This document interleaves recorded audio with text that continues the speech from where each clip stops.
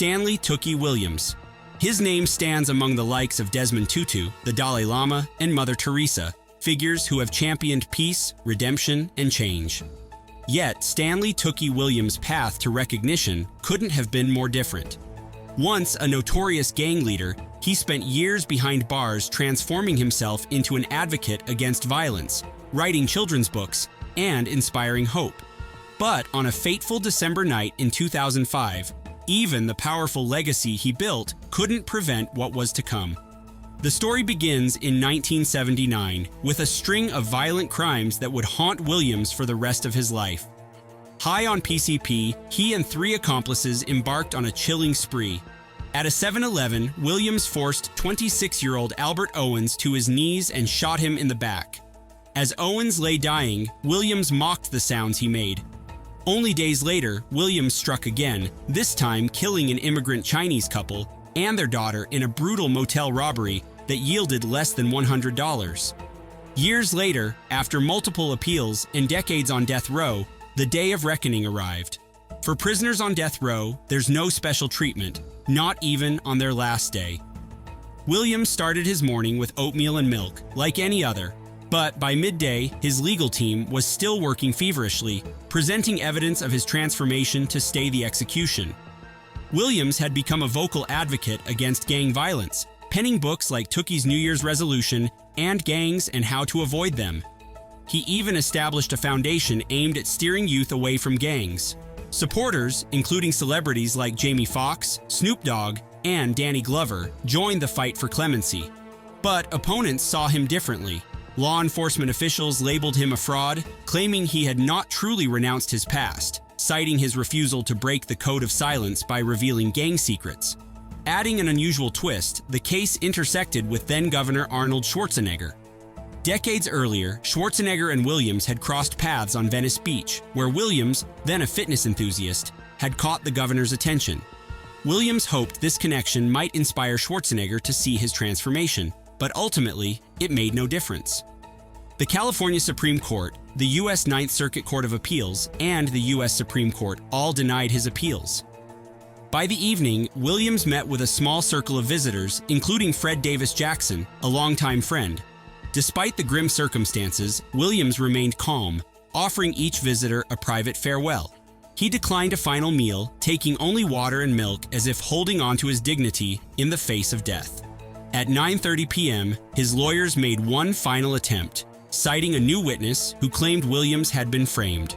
But Schwarzenegger swiftly denied the appeal, sealing Williams' fate.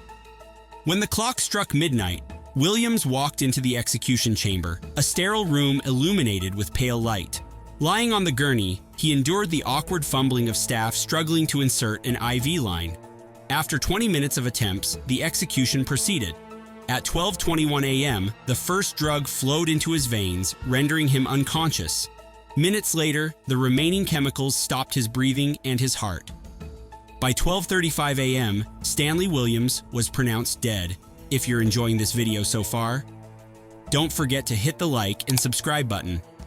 For his supporters, the execution was a tragedy. Among them was Barbara Becknell, who had worked tirelessly to document his transformation. "The state of California just killed an innocent man," she cried. Outside, 2,000 protesters echoed her anguish, chanting, "TOOKI must live!" Williams' story raises difficult questions about redemption and justice. Was his transformation enough to outweigh his past crimes? Could his life have served more purpose alive as a symbol of change than as a grim reminder of the state's retributive justice? His death left a legacy as polarizing as his life.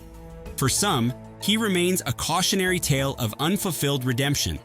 For others, he's an emblem of hope, a man who sought to rewrite his story against insurmountable odds. A complex legacy and a divided society. In the weeks following his execution, debates about Williams' life and death dominated headlines and coffee shop conversations. The reactions highlighted the deep divisions in society over the death penalty and what it means to atone for past wrongs. Supporters of the execution argued that no amount of change could erase the pain he inflicted on his victims' families. For them, justice was about closure and ensuring that those who commit heinous crimes pay the ultimate price. The gruesome details of his crimes, recounted in court and retold in the media, were a painful reminder of lives cut short and families shattered. Yet his supporters pointed to the man he became while incarcerated.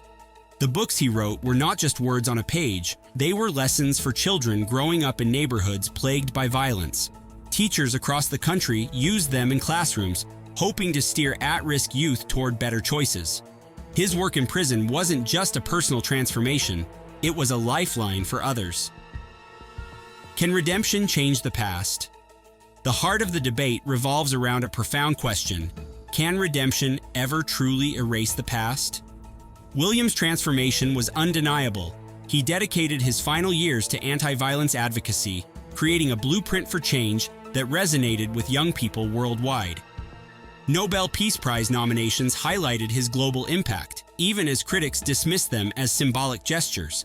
But his refusal to snitch or cooperate with authorities in dismantling the Crips cast a long shadow. To some, it undermined his claims of reform. To others, it demonstrated the complex code of honor he lived by, a code that, for better or worse, shaped his actions until the very end. The broader implications: Williams' execution also shined a harsh light on the U.S. justice system. Critics argued that the process was less about justice and more about politics, particularly for Governor Schwarzenegger. With his political career under scrutiny, some accused him of using the execution to appear tough on crime. On the other hand, advocates for the death penalty saw the case as a rare instance where the system worked as intended.